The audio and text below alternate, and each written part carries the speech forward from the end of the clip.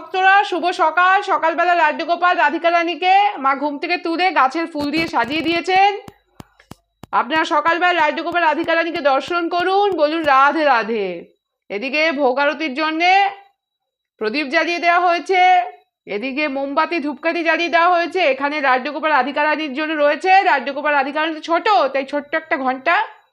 আর এদিকে ভোগ নিবেদন করা হয়েছে। আজকে ভোগে আছে আপেল, নকুলদানা, এদিকে জল রয়েছে তুলসী পাতা সহযোগে। আপনারা সকালবেলায় ভোগ দর্শন করুন আর বলুন রাধে রাধে।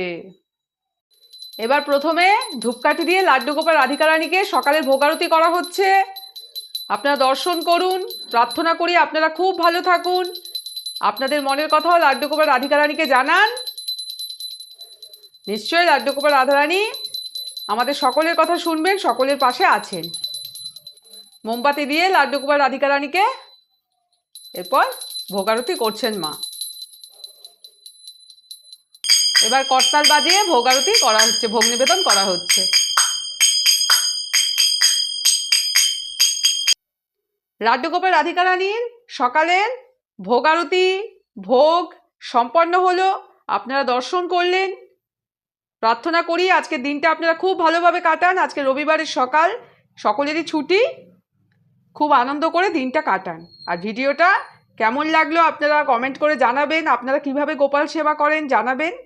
আর ভালো লেগে থাকলে লাইক করে দেবেন। আর লাড্ডু গোপাল রাধিকা রানী তো খুবই ছোট, ওনাদের জন্য একবার লিখবেন রাধে রাধে, আর প্রিয়জনদের সাথে শেয়ার করে দেবেন।